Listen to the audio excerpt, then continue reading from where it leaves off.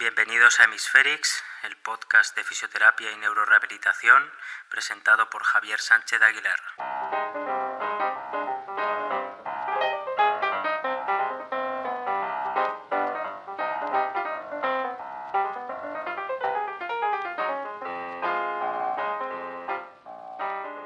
En el episodio de hoy os traigo un formato que nunca había hecho y que me gustaría seguir desarrollando a partir de ahora, y además creo que es muy interesante para aprender. Es un formato de episodio en el que parto de exámenes de oposiciones y extraigo las preguntas relacionadas con la neurología para aprovechar y hablar de ciertos temas, de ciertas enfermedades o simplemente para repasar. En el caso de hoy inauguramos la sección con el examen MIR de este año, de 2025, que lo tenemos bien reciente y que precisamente se ha caracterizado porque ha tenido un importante número de preguntas, ¿no?, de neurología. Creo que han sido 15.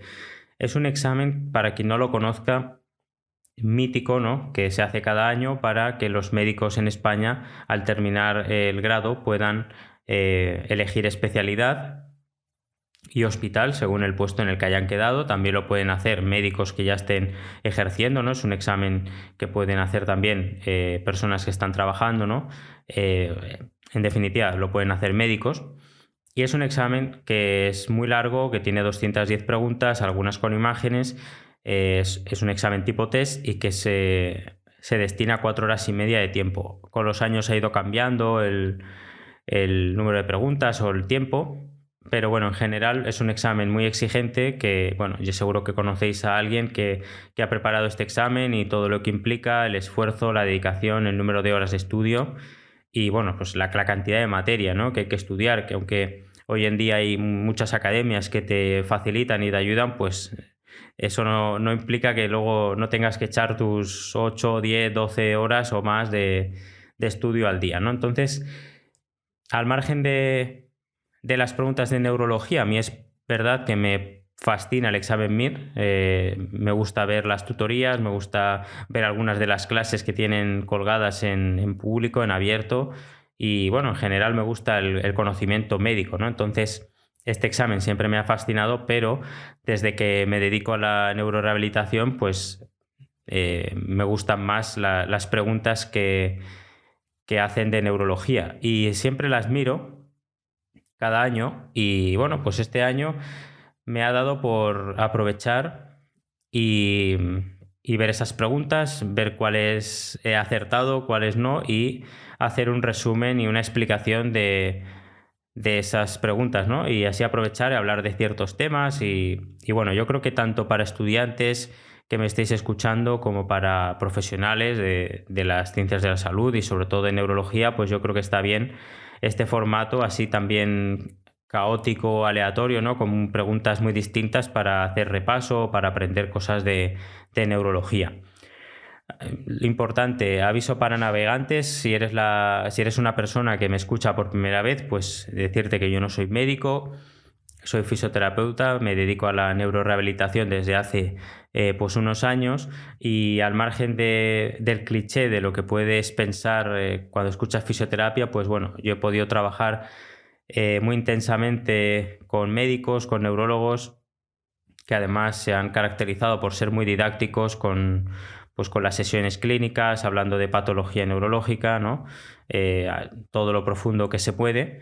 Por tanto, he estado muy unido también a cuestiones que no solo atañen a la rehabilitación, ¿no? Yo creo que es importante que un fisioterapeuta esté en la disciplina que esté, en la especialidad que esté, pues se informe bastante también de aspectos médicos. Creo que es muy, muy positivo, y a la vez que los neurólogos o otros médicos se informen de lo que hacemos en terapia. Por tanto, creo que es un acercamiento interesante. No soy médico, como digo, ni quiero que se utilice la información que aquí se va a transmitir con un fin más allá que el del conocimiento. Cuando hablo de aspectos de neurorehabilitación o de rehabilitación en general, pues sí que me interesa a mí mismo primero y a los demás pues inspirar para realizar determinadas intervenciones o probar alguna valoración o formas de razonamiento clínico que no han conocido. Pero evidentemente en estas preguntas de del MIR, en el caso de neurología, pues se preguntan por fármacos, por tratamientos, por pruebas diagnósticas que a nosotros como terapeutas no nos compete, pero puede ser interesante que las conozcamos. Yo lo veo sobre todo como una forma de aprender, de actualizarse en algunos temas y bueno, pues en otras ocasiones nos meteremos con oposiciones de fisioterapia o terapia ocupacional, ¿no? Disciplinas pues más terapéuticas para ahí sí meternos de lleno, ¿no? Con temas más específicos de rehabilitación. Pero bueno, pues en este caso vamos a ver algunas de esas preguntas del MIR, las vamos a ir leyendo y con las posibles respuestas dejo como unos segundos para que las podáis pensar y luego, aparte de decir la respuesta correcta, vamos a desarrollar un poco el tema y por qué la correcta es la correcta, las incorrectas son incorrectas o al revés, ¿no? Según lo que pregunten y así pues hacemos al final un resumen y sacamos algo de conocimiento. ¿Os parece? Vale, la primera pregunta que os formulo y que sale en el MIR es respecto a la enfermedad de Alzheimer y nos dice que respecto a la enfermedad de Alzheimer señalemos la respuesta incorrecta. La primera respuesta es que el gen de la ApoE, que es la apolipoproteína epsilon, alelo E4 es factor de riesgo. La segunda opción es que hay un descenso de la proteína tau en el líquido cefalorraquídeo. La tercera es que el PET-tau y el PET-amiloide son útiles en el diagnóstico precoz de la enfermedad. Y la cuarta opción es que en la resonancia magnética de estos pacientes esperamos encontrar atrofia en el lóbulo temporal medial. Entonces tenemos que encontrar la opción incorrecta.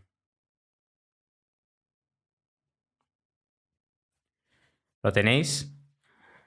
Pues la respuesta incorrecta es la segunda, que dice que hay un descenso de la proteína tau en el LCR y lo vamos a desarrollar a continuación. Lo primero, la enfermedad de Alzheimer, ¿qué es? La enfermedad de Alzheimer es una patología neurológica, en este caso es degenerativa, que se caracteriza por que se acumulan unas placas de beta-amiloide y los llamados ovillos neurofibrilares, que son de proteína tau hiperfosforilada, y entonces estos depósitos generan unos problemas neurológicos muy particulares como son la atrofia progresiva de la corteza cerebral, especialmente una zona que es el lóbulo temporal medial, que incluye el hipocampo, que es una estructura muy importante para la memoria. Importante, como nos hablan del líquido cefalorraquídeo, en esta pregunta, en el líquido cefalorraquídeo, los biomarcadores principales que se ven en el Alzheimer son la disminución de beta-amiloide 42, porque se deposita en el cerebro, y el aumento de la proteína tau total y la tau fosforilada, que reflejan esa neurodegeneración y la formación de ovillos neurofibrilares. Por tanto, ya tenemos un poco la respuesta, ¿no? Que la afirmación 2 es la incorrecta, ¿no? La que nos decía que hay un descenso de la proteína tau en el LCR. Y es incorrecta porque en el Alzheimer hay un aumento, no un descenso de la proteína tau en el LCR. En cuanto a las otras opciones, que sí son correctas, las podemos matizar un poco, ¿no? La primera nos decía que el gen de la ApoE, de la apolipoproteína epsilon, es un factor de riesgo y eso es cierto. Está asociado a un mayor riesgo de desarrollar la enfermedad de Alzheimer de inicio tardío. Es decir, cuanto más alelos E4 tenga una persona, mayor es el riesgo y la edad de aparición suele ser más temprana. Después la respuesta 3, que es la que nos habla del PET-tau y del PET-amiloide como pruebas para diagnóstico precoz, pues es cierto, aunque es verdad que no es común en todos los hospitales o muchos hospitales, pero sí que estas pruebas pues permiten ese diagnóstico precoz. El PET-amiloide permite detectar depósitos de beta-amiloide en el cerebro, incluso antes de que aparezcan los síntomas, y el PET-tau es más específico todavía del Alzheimer, porque refleja la acumulación de esta proteína tau en regiones afectadas, en regiones del cerebro afectadas. Y por último, la cuarta opción también es correcta, que es la que habla de que en la resonancia se ve una atrofia del lóbulo temporal medial. Esto es súper típico y por tanto es correcto, ¿no? Y además se correlaciona con la severidad de los síntomas. Por tanto, pues es una pregunta que yo particularmente la acerté, ¿no? Sí que es verdad que dudaba, ¿no? Pero al final la pude acertar. Sobre todo porque me acordaba de la proteína tau y yo sabía que precisamente había un aumento, ¿no?, de la proteína tau en el líquido cefalorraquídeo. Muy bien, pues vamos a pasar a la siguiente pregunta, que esta tiene relación con la enfermedad de Parkinson. Y la pregunta dice así: tenemos un paciente que acude a la consulta porque tiene un trastorno de la marcha, tropieza, tiene caídas frecuentes y cuando se le explora tiene un temblor en reposo en el miembro superior derecho, rigidez en rueda dentada, al movilizarle las extremidades superiores, y tiene una marcha alterada, desplazando el tronco hacia adelante, lo que se llama captocornia, y además con pasos cortos. Y entonces nos preguntan, ya dan por hecho que sabemos que es Parkinson, ¿no?, pero nos preguntan cuál de las siguientes afirmaciones apoyaría el diagnóstico de la enfermedad de Parkinson, ¿no? Además de, obviamente, los signos y síntomas que estamos relatando. En la primera opción nos dice una falta de respuesta inicial al tratamiento con levodopa. La segunda opción es el SPET, la prueba SPET con transportador de dopamina que muestre una hipocaptación en la vía nigroestriada. La tercera opción es la gammagrafía miocárdica con el MIBG, que es el metayodobencilguanidina, es decir, que esta gammagrafía esté normal. Y la cuarta opción es la presencia precoz de síntomas de disautonomía. Entonces, nos pide cuál es la correcta, ¿no? ¿Cuál de estas afirmaciones sí apoya el diagnóstico de Parkinson?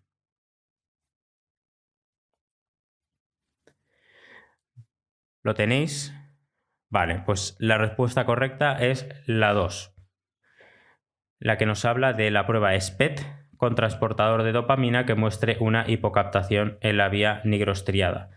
Yo esta también la sabía porque además cuando yo estudié esta enfermedad en la universidad nos hicieron mucho hincapié en la hipocaptación en la vía nigroestriada de la dopamina, ¿no? Por tanto, esta la pude sacar. Sí que sabía que la disautonomía, además he visto pacientes que no tienen de manera precoz estos síntomas. Lo de la gammagrafía miocárdica no lo conocía. Y bueno, la falta de respuesta inicial al tratamiento con levodopa, bueno, al principio yo los pacientes que he visto, al principio, luego ya es otro tema, pero al principio suelen tener buena respuesta con levodopa, salvo que no sea Parkinson, sino que sea un parkinsonismo atípico o sí, un parkinsonismo que sea resistente a la levodopa, ¿no?, al tratamiento. Pero bueno, dudaba entre la 2 y la 3 y me decidí por la 2, ¿no?, la del SPET. Y bueno, como hemos hecho con el Alzheimer, la enfermedad de Parkinson la resumimos brevemente, es un trastorno también neurológico y degenerativo que se caracteriza por una degeneración, en este caso en unas neuronas que son las dopaminérgicas en la sustancia negra, dentro de la sustancia negra en la pars compacta, en la parte compacta, y esto provoca una disminución de los niveles de dopamina en la vía nigroestriada, que es una vía muy importante a nivel del movimiento. Y clínicamente los síntomas motores más típicos, clásicos, que son 4, son el temblor en reposo, la bradicinesia, la rigidez y la alteración de la marcha. Pero al margen de estos signos, de estos síntomas, tenemos los estudios, ¿no?, que se pueden hacer añadidos, los estudios de imagen, y en este caso los que pueden apoyar el diagnóstico son el SPET con el transportador de dopamina, que lo que hace es ver la integridad de las terminaciones dopaminérgicas en el cuerpo estriado, ¿no? Y en el Parkinson pues es clásica la hipocaptación de de dopamina asimétrica, ¿no? Empezando por el putamen contralateral al lado más afectado que está clínicamente, ¿no? Es raro que el Parkinson empiece bilateralmente, ¿no? En los miembros superiores, sobre todo, ¿no? Entonces, pues de ahí la hipocaptación asimétrica. Respecto a las respuestas que son incorrectas, pues la primera, ¿no? La falta de respuesta inicial al levodopa, pues como decimos, precisamente uno de los criterios diagnósticos clave para Parkinson es que suele responder bien a la levodopa. Si no responde bien, pues suele no ser Parkinson, sino que suele ser más un parkinsonismo atípico, como una PSP, ¿no? Una parálisis supranuclear progresiva, una atrofia multisistémica, ¿no? La tercera respuesta, que es la que os digo de la gammagrafía miocárdica, que yo esta no conocía, pues resulta que tiene MIBG normal, y en el Parkinson hay una afectación del sistema nervioso autónomo, lo que se traduce en una disminución de la captación de este MIBG en la gammagrafía miocárdica. Si el resultado es normal, podría sugerir que el paciente tiene un parkinsonismo atípico en lugar de pues, el típico Parkinson idiopático, ¿no? Y la última respuesta es la que habla de los síntomas precoces de disautonomía, que bueno, pues sí que el Parkinson se puede asociar con síntomas autonómicos, pero es verdad que suelen aparecer más tarde, ¿no? En una fase más avanzada. Si aparece precozmente, probablemente sea más típico de una atrofia multisistémica, que también he tenido pacientes con atrofia multisistémica y es muy característico. Y además es una cosa que los afecta muy importantemente, aunque los fisioterapeutas nos centramos mucho en los trastornos del movimiento, hay otros problemas como estos autonómicos que a los pacientes les preocupan bastante, ¿no? Por tanto, pues vemos que otra pregunta interesante que yo pienso que se puede sacar, ¿no? Es si sabes un poquito de la enfermedad de Parkinson. Pasamos a la siguiente pregunta, en la que ya tuve muchas más dudas y de hecho la fallé. Es una pregunta que nos habla de una mujer de 35 años que consulta por un cuadro de diplopia y debilidad proximal progresivas que empeora a lo largo del día.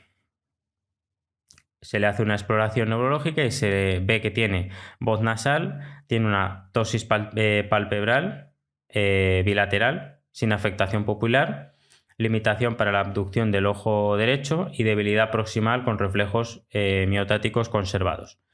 Y entonces nos pide la pregunta que señalemos la respuesta incorrecta. Y las respuestas posibles son las siguientes. La primera es que el nivel de anticuerpos es independiente de la severidad de la enfermedad, de la gravedad de la enfermedad. Ya nos está hablando de anticuerpos. La segunda opción es que en ocasiones se asocia a otra enfermedad autoinmune. En tercer lugar, que es frecuente la agregación familiar. Y en cuarto lugar, que la respuesta a inmunosupresores es mayor en pacientes con anticuerpos antirreceptor de acetilcolina y anticuerpos anti-MuSK positivos. Por tanto, pues yo esta pregunta no tenía ni idea. Sí que me podía imaginar la patología, pero la verdad que no pude ponerle nombre como tal. Sí que yo pensé en una distrofia, ¿no? Pero bueno, resultó ser la miastenia gravis, ¿no? O sea, una sugestión de miastenia gravis. Tiene bastante pinta de miastenia gravis, por lo que he podido revisar, porque se caracteriza por esa debilidad fluctuante, ¿no? Que cambia a lo largo del día de los músculos esqueléticos debido a un déficit en la transmisión neuromuscular. Y esto ocurre principalmente por la presencia de anticuerpos dirigidos contra los receptores de acetilcolina en la unión neuromuscular, lo que impide la transmisión eficaz del impulso nervioso a los músculos.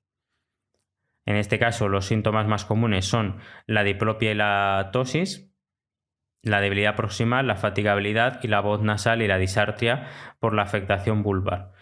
Y entonces la respuesta correcta es la respuesta incorrecta en este caso es la 3, ¿no? Que es frecuente la agregación familiar. Es incorrecto, ¿no? Aunque hay una predisposición genética a enfermedades autoinmunes, la miastenia gravis no es una enfermedad con agregación familiar frecuente, ¿no? Se han descrito algunos casos familiares, pero la mayoría son esporádicos.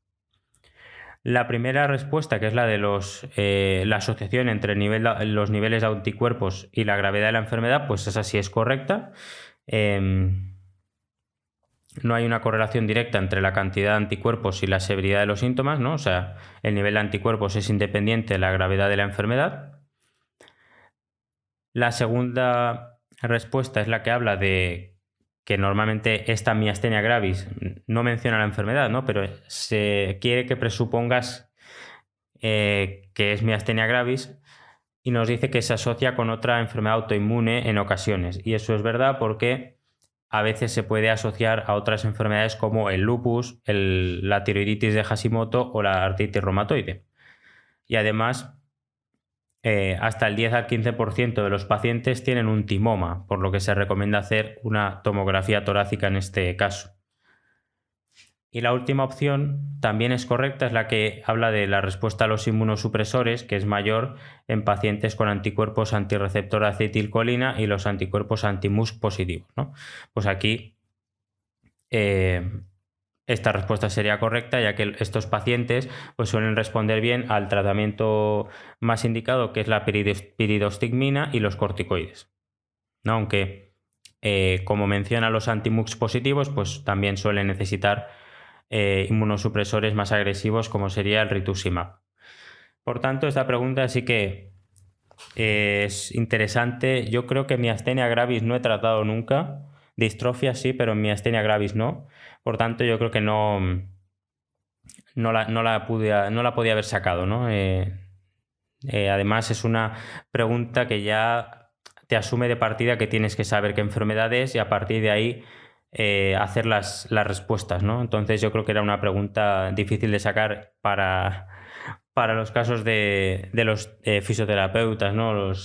Aunque nos dediquemos a la neurorehabilitación. Pero bueno, interesante, ¿no? Para aprender. Después tenemos una pregunta que me hizo pensar bastante. Tuve que pensar bastante, pero al final la saqué, que es la que habla de la parálisis facial, que sí que es verdad que tuve que acordarme bastante de neuroanatomía y es una pregunta de neuroanatomía, porque nos pregunta, con respecto a la parálisis facial, ¿cuál de los signos y síntomas siguientes nos haría pensar en un origen central? Entonces aquí ya vemos que es una pregunta que nos pide diferenciar la parálisis facial de origen central y periférico.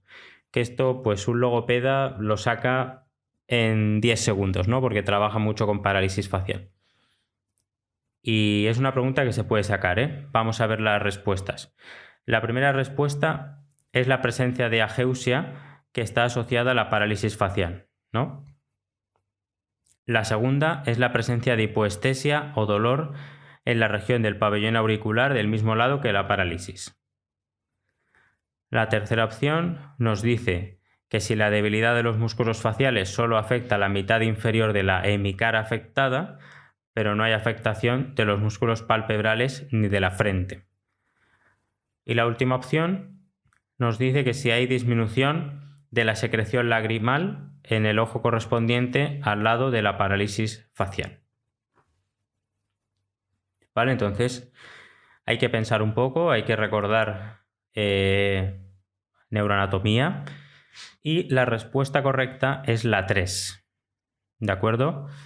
Es la respuesta que nos habla de que si la debilidad de los músculos faciales solo afecta a la mitad inferior de la hemicara afectada, pero no están afectadas los músculos palpebrales ni de la frente, ¿no? Esta es la que nos hace pensar en un origen central. ¿Vale? ¿Y la explicación cuál es? Bueno, la parálisis facial, como sabéis, puede ser central o periférica, pero hay que saber en qué se diferencia, ¿no? Y claro, la diferencia es la localización de la lesión de la vía del nervio facial, que como sabéis es el séptimo par craneal. La diferencia clave es en cómo se distribuye la afectación muscular debido a la inervación bilateral de la parte superior de la cara, ¿no? Porque cuando es una parálisis central, es decir, lo que se llama lesión supranuclear, tenemos la afectación de la mitad inferior de la cara. ¿Vale? Mientras que cuando tenemos una parálisis periférica, es decir, una lesión nerviosa, ¿no?, del nervio facial, tenemos afectación de toda la hemicara. Y además es muy característico en pacientes que tienen esto, ¿no? Yo los he podido ver. Si la lesión está en el propio nervio facial, como por ejemplo la clásica parálisis de Bell, la afectación es completa en el lado ipsilateral, ¿no? Hay ptosis del párpado, hay incapacidad para fruncir el ceño, que es una prueba muy fácil de pasar, para cerrar el ojo, y además hay debilidad de la parte inferior de la cara, ¿vale? Por tanto, es una pregunta que se saca desde ese conocimiento de la anatomía, ¿no? Pero bueno, podemos sacarlo también por las otras opciones que son incorrectas, ¿no? Nos habla de la ageusia, de la pérdida de gusto asociada a la parálisis facial, que esto es incorrecto, porque la ageusia en la lengua, ¿no?, los 2/3 anteriores de la lengua, sugiere afectación periférica, ¿vale? Porque el gusto, las fibras gustativas van por la cuerda del tímpano, que es una rama del nervio facial. Por tanto, es periférico. La segunda opción también es incorrecta, que es la que habla de la hipoestesia o dolor en el pabellón auricular del mismo lado de la parálisis. Y aquí también el nervio facial da una rama sensitiva, que es el nervio auricular posterior, ¿no? Pero la hipoestesia o el dolor auricular suelen verse más en síndromes periféricos, como el síndrome de Ramsay-Hunt, que es causado por el virus varicela zoster. Y la última opción también es incorrecta, nos habla de la disminución de la secreción lagrimal, que, claro, la glándula lagrimal está inervada por el nervio facial, pero a nivel periférico, ¿no?, a través del nervio petroso mayor. Por tanto, creo que es una pregunta que nos da muchas pistas, ¿no?, para sacar cuál era la correcta, ¿no? En resumen, la parálisis facial central afecta solo la parte inferior de la cara, ¿no? Respeta la frente y los párpados porque tienen inervación bilateral, mientras que la parálisis facial periférica afecta a toda la hemicara con síntomas adicionales como la pérdida de gusto o la disminución del lagrimeo, ¿no? La presencia de debilidad en la mitad inferior de la cara con la frente conservada es el signo más distintivo de una lesión central. ¿Vale? Por tanto, una pregunta muy interesante también para analizar muchos pacientes que tenemos, ¿no? Que igual pues nosotros no vamos a ser, fisioterapeutas y terapeutas ocupacionales, no vamos a quizás tratar directamente con la parálisis facial, ¿no?, que suelen hacerlo más los logopedas, pero nos puede servir para entender muchas cosas, ¿no?, de esta esfera. Muy bien, nos metemos con ya preguntas del ictus, que obviamente tiene que salir. Creo que hay dos preguntas del ictus. Una que yo particularmente la saqué bastante fácil, que es otra que voy a decir después, y luego esta que me costó, ¿no? Sí que la saqué, pero tuve que pensar, sobre todo porque dudé entre dos preguntas, o sea, dos respuestas que voy a decir ahora. La pregunta nos habla de un hombre de 75 años que tiene antecedentes de fibrilación auricular, hipertensión, y lo llevan a urgencias porque tiene una hemiparesia derecha, tiene dificultad para hablar y, lo importante, tiene fiebre de 38,5. ¿Vale? Entonces le hacen un TAC craneal y revela un infarto, un ictus, en la región parietal izquierda e ingresa en la unidad de ictus. Y a las 48 horas del ingreso se informa que tiene Streptococcus viridans en el hemocultivo. Y entonces nos preguntan cuál es el diagnóstico más probable y el enfoque diagnóstico terapéutico más adecuado en este caso. Entonces hay que analizar las 4 respuestas y ver cuál es la que más encaja, ¿no? O cuál es la que encaja. La primera respuesta nos habla de un ictus isquémico secundario a fibrilación auricular y nos dice que lo que hay que hacer es iniciar anticoagulación y antipiréticos, ¿no? La segunda opción es la meningitis bacteriana, que tiene una complicación isquémica y por tanto lo que hay que hacer es una punción lumbar y antibióticos según el antibiograma. La tercera opción es una endocarditis infecciosa que con embolia séptica y lo que hay que hacer es confirmar con un ecocardiograma y tratar con antibióticos también según el antibiograma. Y la última opción es el cáncer cerebral, neoplasia cerebral con fiebre paraneoplásica, y lo que hay que hacer es una resonancia magnética y evaluación oncológica. ¿Vale? Bueno, os dejo pensar unos segundos para ver si la podéis sacar.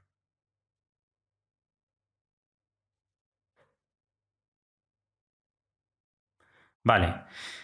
Bueno, os cuento un poco cómo hice yo mi interpretación. Yo la primera la descarté bastante rápido, ¿no? Aparte me parecía como el diagnóstico muy sencillo, y luego lo de la anticoagulación me sonaba bastante raro. Yo he tratado muchos ictus y hemos hablado muchas veces de los ictus en sesiones clínicas, gracias a los doctores, y normalmente yo recuerdo que hablaban de que la anticoagulación no estaría indicada porque podría ser contraproducente para aumentar el riesgo de sangrado, sobre todo cuando hay una infección cardíaca, ¿no? Entonces yo me acordé, porque creo que tuvimos algún paciente que había padecido esto, y me acordé. Entonces esa, bueno, aunque nunca la descartas completamente, pero según vas leyendo, ¿no? Y dije, esta no me suena bien. La segunda es la meningitis, que yo sí que dudé, la dejé como apartada. La endocarditis me cuadraba bastante. Y luego la neoplasia cerebral, pues también la descarté porque a mí no me sonaba la fiebre, ¿no? Y entonces, pues ahí estuve dudando entre la meningitis y la endocarditis. Y al final me decanté por la endocarditis y pues resulta que es la correcta, ¿no? La endocarditis infecciosa con embolia séptica. Hay que confirmar con ecocardiograma y tratar con antibiótico según el antibiograma. Y la explicación es la siguiente. Este paciente llega a urgencias con un ictus en parietal izquierdo, pero lo que llama la atención es la fiebre alta, ¿no? Y luego pues se confirma el Streptococcus viridans. Y cuando vemos un caso así, hay que pensar que el ictus no es porque sí, sino porque venga de una infección, ¿no? En este caso de una endocarditis infecciosa, lo cual significa que hay una infección en el corazón que se ha disparado, ha provocado coágulos que están infectados, ¿no? Lógicamente, que son émbolos sépticos, por eso decir embolia séptica, y han viajado al cerebro. Y eso pues ha causado el ictus. Lo que habría que hacer es buscar signos de infección en el corazón, que es lo que se hace, y un ecocardiograma para poder empezar también tratamiento con antibióticos lo antes posible. ¿Por qué las otras opciones no son correctas? Pues bueno, ictus por fibrilación auricular y anticoagular, pues bueno, en cualquier otro paciente con fibrilación auricular y un ictus sí que podría estar indicada la anticoagulación, pero como nos habla de una infección, pues y una posible endocarditis, pues dar anticoagulantes podría ser contraproducente, peligroso, ¿no? Podría aumentar el riesgo de sangrados. La opción de la meningitis se descarta porque no hay síntomas claros de meningitis, que suelen ser muy clásicos, los de dolor de cabeza intenso, rigidez nucal o rigidez de cuello y la pérdida de conciencia. Y además el Streptococcus viridans no es un germen típico de meningitis. Y luego la última, la del tumor cerebral, pues bueno, sí que hay algunos tumores que pueden causar fiebre, pero todo apunta más a una infección en el corazón, ¿no? Que ha soltado esos coágulos infectados al cerebro. Por tanto, es la endocarditis, ¿no? Que ha causado un ictus secundario por émbolos sépticos. ¿Ok? Por tanto, pues bueno, es un caso interesante que nos invita a pensar más allá del ictus clásico y buscar la causa real del problema, ¿no? Que en este caso pues será la infección en el corazón, que ha lanzado coágulos al cerebro.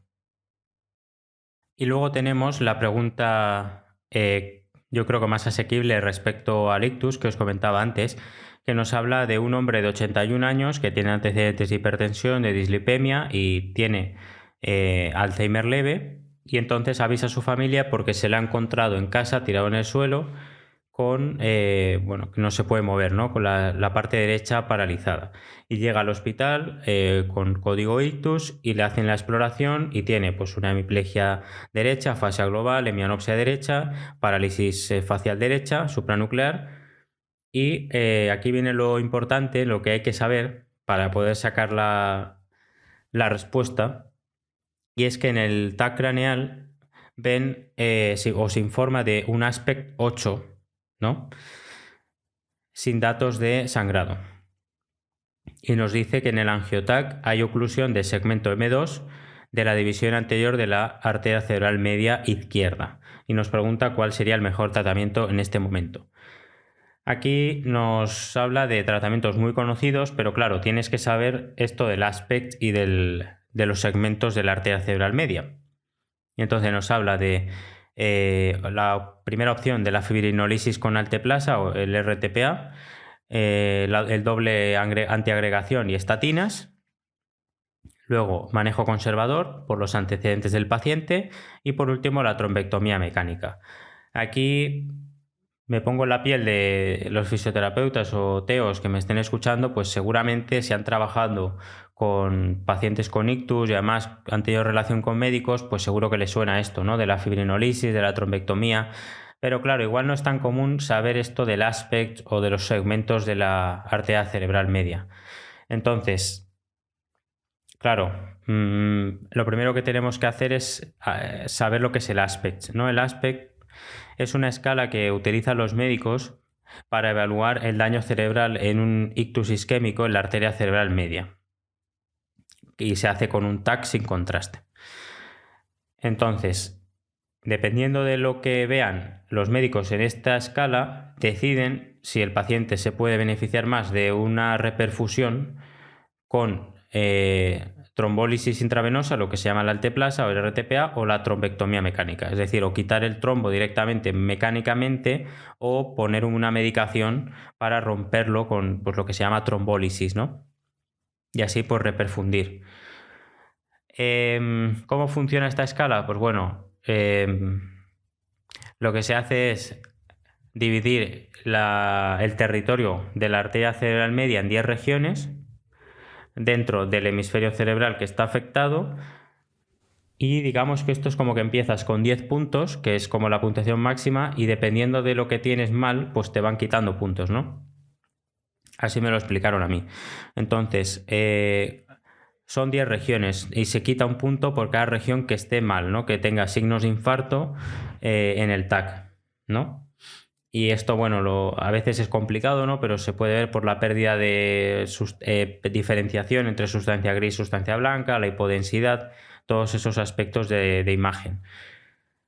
Y aquí es donde podemos tener un aspect alto, es decir, que tenga, por ejemplo, de 6 a 10, que implicaría que hay menos daño y más tejido cerebral que puede salvarse con tratamiento, o un aspect más bajo de 0 a 5 que ya nos habla de un ictus más grande, más extenso y por tanto peor pronóstico.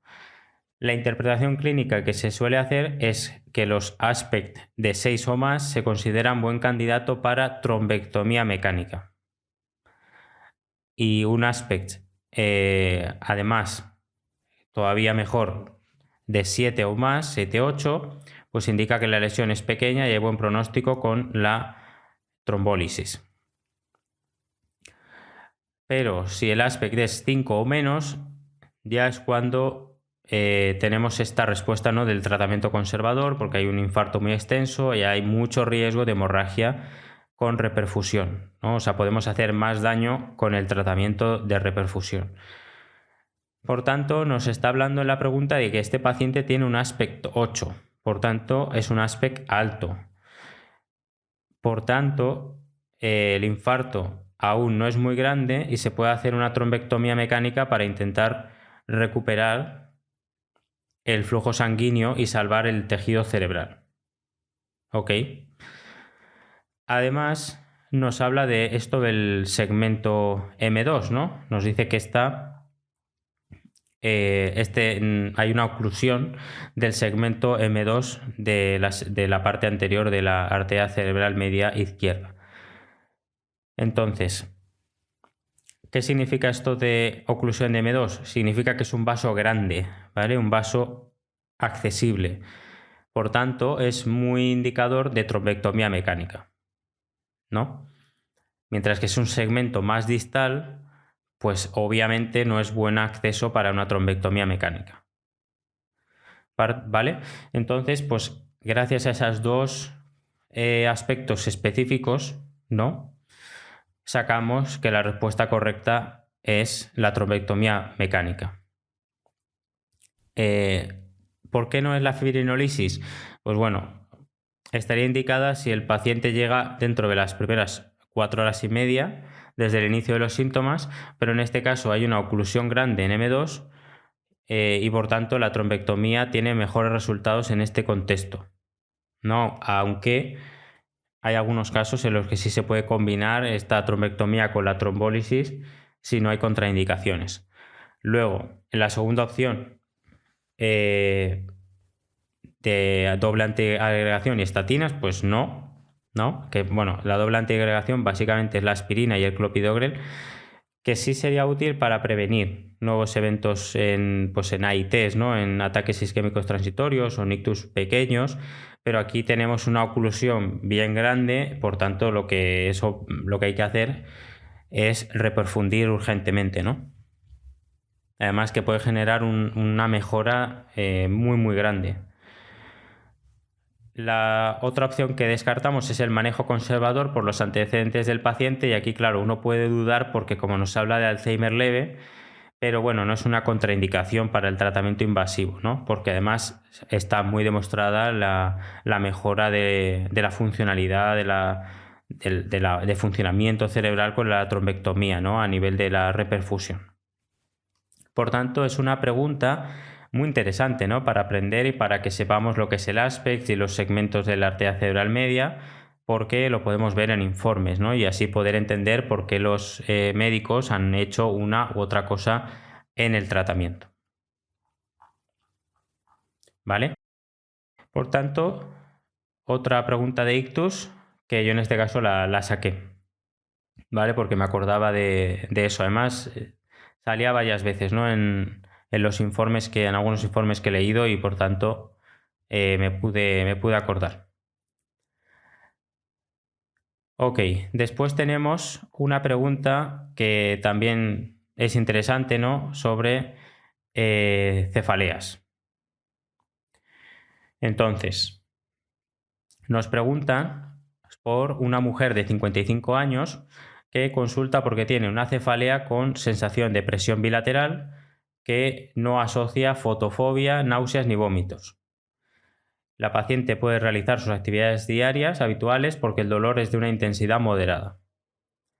Nos dice que el dolor es prácticamente diario en los últimos 6 meses y nos piden que desde el punto de vista terapéutico cuál es la más adecuada. Y yo aquí pues no tenía ni idea. La verdad que en cefaleas y en migrañas no estoy muy puesto. Tampoco es un perfil de paciente que solamos que veamos, ¿no? Porque pues, tienen un manejo mucho más médico que no suelen asociar problemas de movilidad, ¿no? Entonces, pues no la supe. Tampoco me atreví, ¿no? a decir ninguna respuesta porque ni me sonaba ninguna, así como otras puedes decir.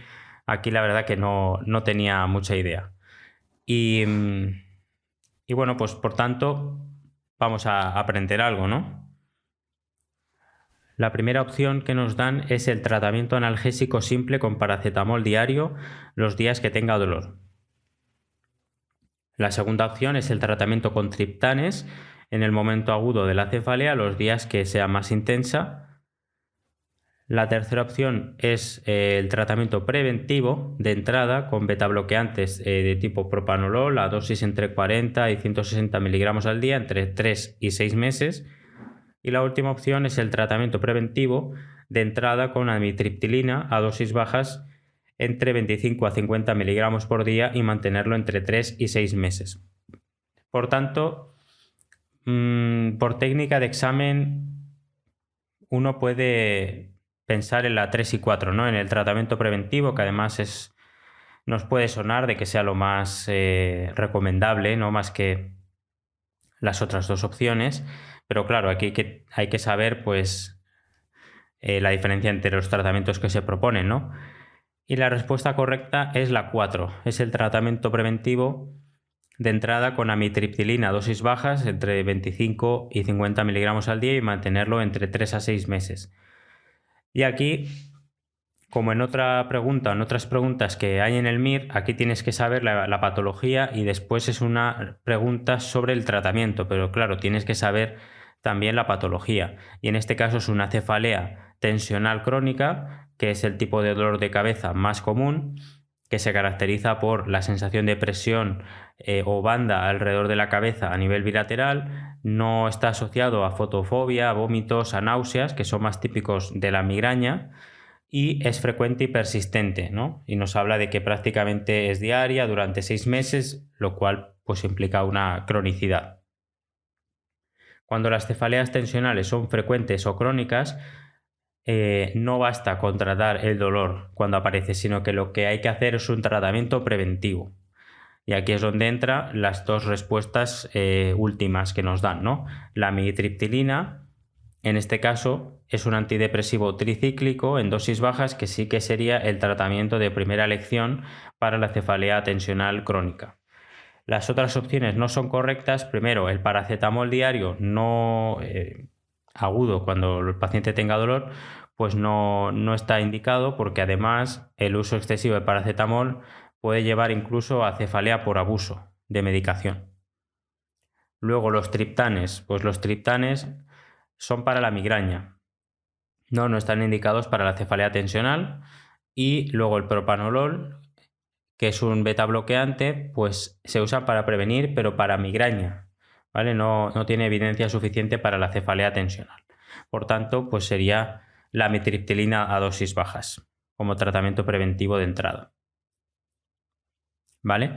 Así que bueno, es una pregunta para aprender. Al igual que la siguiente, que es un caso de encefalitis, que también puede ser poco frecuente que los terapeutas veamos, ¿no? Sí que he visto, creo que 2 o 3 pacientes que han tenido encefalitis, pero claro, aquí se habla de aspectos médicos que si no has indagado un poquito, ¿no? Si no has tenido, por lo que sea, muchas encefalitis y has podido ver los informes y haberte quedado con algunos términos, pues es complicado, ¿no?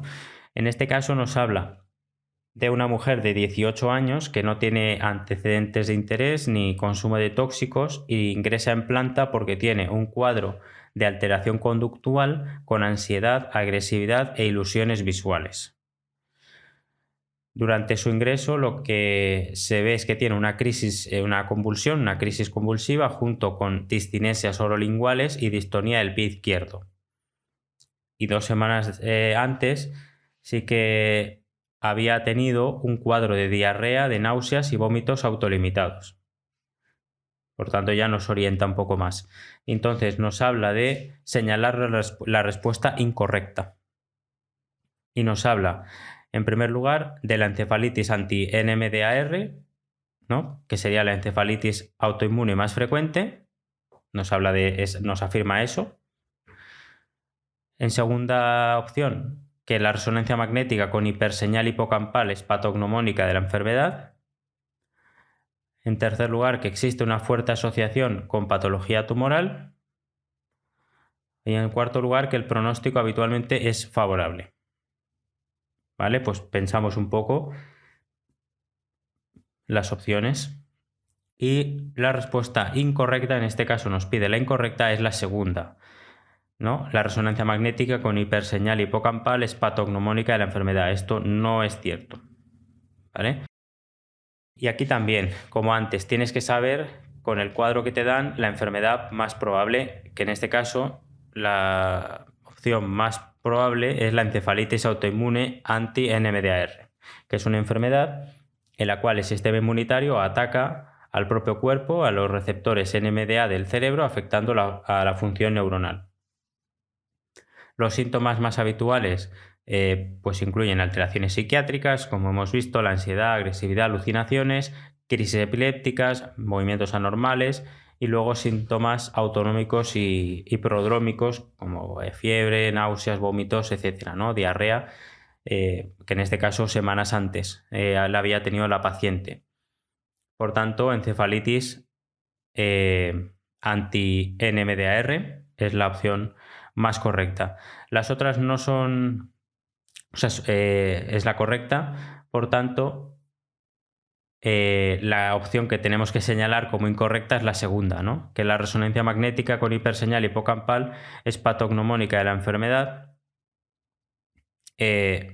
No es cierto, porque esta enfermedad se confirma con anticuerpos anti-NMDAR en el líquido cefalorraquídeo, porque la resonancia magnética habitualmente es normal o tiene alteraciones muy leves. Por tanto, pues esta prueba en el hipocampo, ¿no? Esta hiperseñal hipocampal no es patognomónico de la enfermedad. Por tanto, esa es la opción incorrecta.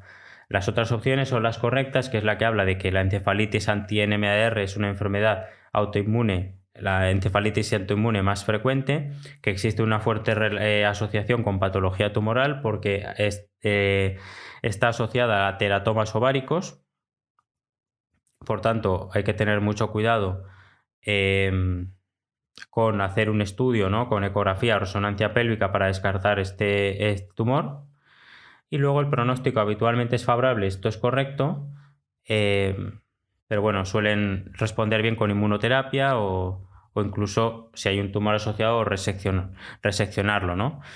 Por tanto, es un caso de encefalitis autoinmune. ¿Vale? Muy bien. Pues pasamos ya a la siguiente pregunta, que también nos habla del Parkinson y nos habla sobre el tratamiento quirúrgico del Parkinson. Y esta es obligatoria de sacar. O sea, cualquier fisioterapeuta, a menos que haya tratado pacientes con Parkinson, la tiene que sacar, ¿no? Entonces, eso nos habla de señalar la correcta respecto al tratamiento quirúrgico de Parkinson. La primera, que los núcleos diana principales son el núcleo pálido y el núcleo ventral inferomedial del tálamo. En segundo lugar, que la cirugía lesional es la opción más utilizada hoy en día. No, esto hay que descartarlo de base, ¿no? Nada más leerlo. Esto es las talamotomías, todo esto ya no se hacen. Luego, la presencia de síntomas o signos que no responden a la levodopa desaconsejan el tratamiento. Y luego, la estimulación eléctrica de los núcleos genera una activación de los mismos, principio fundamental de tratamiento, que también no es así, ¿no? Porque lo que se quiere buscar es una inhibición, no una activación de esos núcleos. Precisamente están hiperactivados porque les falta inhibición. Por tanto, la opción correcta es fácil de sacar. Puedes dudar un poco con la 1 y la 3, pero bueno, la 3 también se descarta y la opción correcta es la primera, ¿no? Que los núcleos diana principales son el núcleo pálido y el núcleo ventral inferomedial del tálamo. ¿Cuál es la explicación? Pues bueno, habría que hablar del tratamiento quirúrgico y cuando está indicado en pacientes con Parkinson. Pues está indicado con pacientes que tienen buena respuesta inicial a la levodopa, pero que evidentemente con el tiempo pues se generan las famosas discinesias, las fluctuaciones motoras, o que ya pues hay resistencia al fármaco, ¿no? Por tanto, pues se contempla la intervención quirúrgica y en este caso, hoy en día, lo que se suele hacer es la estimulación cerebral profunda, que se puede hacer en el núcleo subtalámico y tiene pues considerables mejoras en pacientes indicados. Luego también se puede tener como diana el globo pálido interno, que es útil para reducir las discinesias inducidas por levodopa, y luego el núcleo ventral intermedio del tálamo, que se utiliza en pacientes con temblor esencial y parkinsonismo predominante. Por tanto, la respuesta correcta es la primera, ¿no? La que nos habla de los núcleos diana principales, núcleo pálido y núcleo ventral inferomedial del tálamo. Las otras opciones no son correctas, como hemos dicho, la cirugía lesional ya no se utiliza, estas palidotomías o talamotomías pues ya no se hacen, se hacían antes. Además, pues estas intervenciones actuales son reversibles, son ajustables, las palidotomías y las talamotomías no eran irreversibles, ¿no? Luego, la presencia de síntomas o signos que no responden a la levodopa desaconseja en el tratamiento, eso no es cierto, no necesariamente. La cirugía es más efectiva en síntomas que responden a la levodopa justamente, pero bueno, en algunos casos puede ser útil aunque la respuesta a fármaco sea parcial. Y luego la estimulación eléctrica de los núcleos genera una activación de los mismos, ¿no? Como hemos dicho, es al revés. Los inhibe, no los activa, ¿no? La estimulación cerebral profunda lo que busca es inhibir esos núcleos y no activarlos para modular su actividad. Por tanto, es una pregunta que yo creo que es bastante factible de sacar. Yo también en la universidad pues me hablaron bastante del Parkinson, pero ya no solo de pues lo típico, ¿no? De signos y síntomas, de cómo diferenciarlo de otros trastornos del movimiento, sino también estos aspectos médicos, quirúrgicos, que pueden luego marcar también el pronóstico y cómo nosotros vamos a tratar a los pacientes, ¿no? Al igual que tenemos que saber si un paciente está en off o en on con la levodopa para a ser posible hacer el tratamiento en on, pues tenemos que también saber estos aspectos quirúrgicos, ¿no? Y estar un poco al día de lo que se hace en algunos pacientes. Y hasta aquí hemos llegado, ¿no? Hemos repasado varios temas clave de neurología a través de estas preguntas del MIR, organizándolos de forma que podamos recordar mejor cada patología en su conjunto. En este caso vemos que ha salido el ictus, que ha salido el Parkinson, que ha salido el Alzheimer, que ha salido la miastenia gravis, que ha salido la encefalitis, ¿no? O sea, variedad y sobre todo preguntas que tienes que pensar en criterios médicos muy importantes, muy relevantes para poder sacar la respuesta, ¿no? Es verdad que puedes descartar en algunas bastante bien, pero en otras tienes que saber específicamente de lo que te están preguntando, ¿no? Y bueno, pues si hacemos un resumen, empezamos con el ictus. Hemos visto el caso de un paciente que tenía una oclusión en la arteria cerebral media izquierda y cómo la escala Aspects nos ayuda a decidir si el tejido cerebral es recuperable. Aprendimos que en casos como este, con un Aspect de 8 y una oclusión de un vaso grande, pues la mejor opción es la trombectomía mecánica, que permite esa reperfusión. También vimos otro caso con fiebre, ¿no? Con paciente con fiebre, con ictus y hemocultivos positivos para Streptococcus viridans, lo que nos lleva a sospechar una endocarditis infecciosa que ha causado unos émbolos sépticos al cerebro. En estos casos vemos que el ictus no es solo un evento vascular, sino que también hay una complicación de una infección cardíaca, por lo que la clave en este caso es hacer un ecocardiograma para confirmar la endocarditis y aplicar antibióticos adecuados. Después hablamos de la parálisis facial, ¿no? Cómo la hemos diferenciado de la central de la periférica, recordando que si solo se afecta la mitad inferior de la cara, la lesión está en el cerebro, como en un ictus, mientras que si la afectación es completa, estamos ante una parálisis facial periférica, como puede ser una parálisis de Bell. Luego profundizamos en el tratamiento quirúrgico del Parkinson, aclarando que la opción más utilizada hoy en día es la estimulación cerebral profunda, que regula la actividad del núcleo subtalámico o del globo pálido interno y que, a diferencia de las antiguas palidotomías o talomotomías, pues es un procedimiento que es reversible y ajustable. Después hablamos de la enfermedad de Alzheimer, repasando sus biomarcadores en el LCR. Hay una disminución del beta amiloide porque se deposita en el cerebro y un aumento de la proteína tau que indica degeneración neuronal.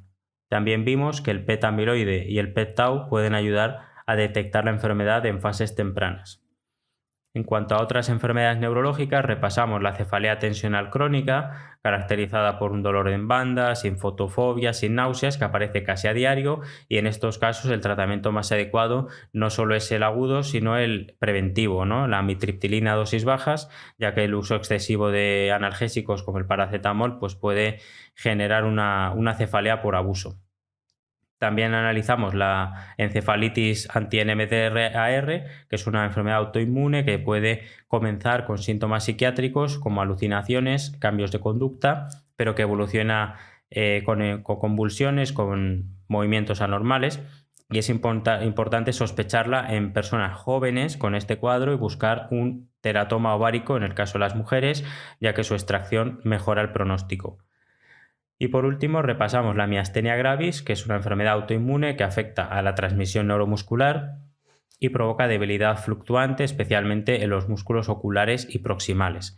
Se diferencia de otras enfermedades porque la fatigabilidad es clave, ¿no? Como nos mencionan, que el paciente puede empezar bien el día, pero que a medida que avanza el día se va encontrando con menos fuerza, se va encontrando más fatigado o débil. También vimos que la afectación de la musculatura ocular sin compromiso pupilar es una pista clave para sospechar el diagnóstico y que se confirma con anticuerpos en sangre o pruebas electrofisiológicas.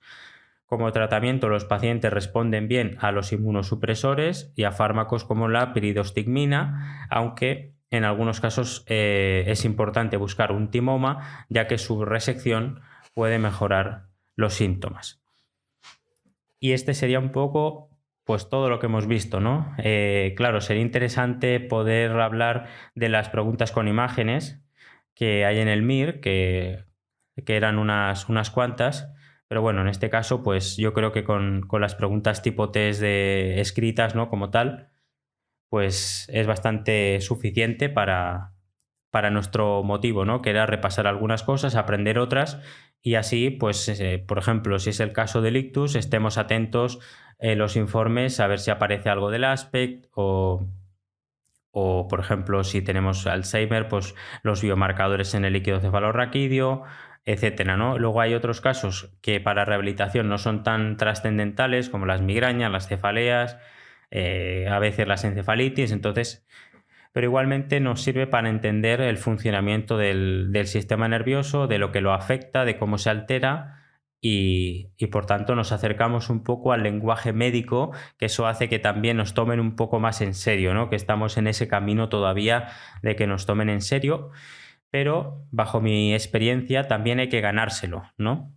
Ellos también, obviamente, se tienen que acercar a nosotros, pero se presupone esa jerarquía en la que el médico pues, sabe más o tiene más responsabilidad y por tanto quizás por los terapeutas nos tenemos que acercar un poco más y demostrar pues que sabemos, ¿no? Que también sabemos de patología y que transmitirles que es importante saber patología para nuestro tratamiento rehabilitador igualmente y tan importante como el médico. Así que nada, espero que os haya parecido interesante. En otras ocasiones, como os digo, pues sacaremos las oposiciones de fisioterapia, serán preguntas pues mucho más asequibles y que igualmente nos puede servir de repaso. Y bueno, no descarto sacar MIRes de otros años o cada año sacar el MIR de la parte de neurología del MIR de esa convocatoria, así que yo creo que es una serie interesante para aprender así cosas sueltas y no estos episodios largos de tema único, que son los que más me gustan, pero bueno, estos episodios así sueltos también me parecen útiles, ¿no? Para repasar. Yo, desde luego, yo ya os he sido sincero, ¿no? De las preguntas que he acertado, las preguntas que no me he atrevido ni a responder, otras que me las he jugado y bueno, en cualquier caso he aprendido también y he tratado de transmitiroslo a vosotros. Nada, me despido de vosotros, espero que estéis muy bien, agradezco como siempre a los mecenas de Patreon por el apoyo económico que me transmiten, también gracias a los mensajes de feedback que me hacéis llegar y nada, nos vemos en el siguiente episodio.